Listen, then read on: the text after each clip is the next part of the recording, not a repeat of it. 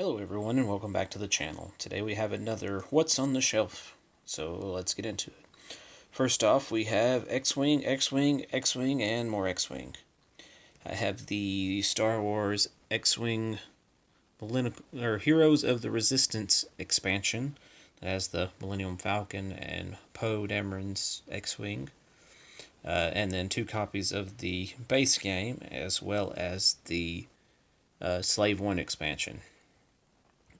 In Star Wars X-Wing miniatures game, you will be flying around your ships. You get points, build a crew of ships and pilots and stuff, and you fight each other. You have these dials to secretly select your movements, and you're flying around and blowing stuff up, and it's Star Wars, so yeah. And then after that, we have the Bloodborne card game, where you're cooperatively working together to fight monsters and eventually a big bad boss character and collect the blood echoes and upgrade your deck, as well as hindering the other players by accidentally shooting them or that kind of stuff.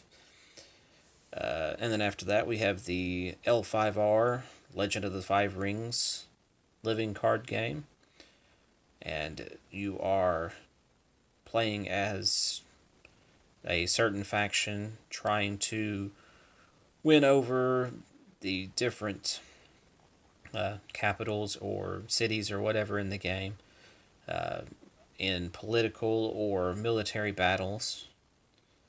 And then after that, we have Gateway Uprising. It's a kind of deck building, and you are trying to gain control of different areas in the city of Gateway by fighting hordes of monsters or guards or even the other players. After that, we have Cosmic Encounter Duel, and you are dueling each other. It's a 2-player only game, just like Legend of the Five Rings. But in this game, you are sending out spaceships trying to take control of planets, and you will reveal different destinies, I believe they're called, and it'll tell you which planet you're discovering, and you'll be dueling, and it'll have special conditions. You'll be playing some cards and secretly determining how many spaceships you're going to send to the battle. To that, we have the Arkham Horror LCG, where you play as an investigator. It's co-op, trying to unravel mysteries. And you play as a campaign-style game. You play through, you get to upgrade your character. Try not to go insane. And after that, we have the Great Dinosaur Rush. And in it, you're trying to score points by reconstructing dinosaur skeletons out of little wooden, like rectangle pieces.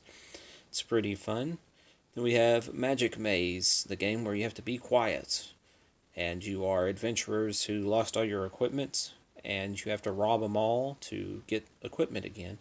But each player can only move the characters in 1 or 2 directions depending on the player count. So, like if I had the card, I could only move characters north, so I'd only be able to move characters north, but you can't talk to each other.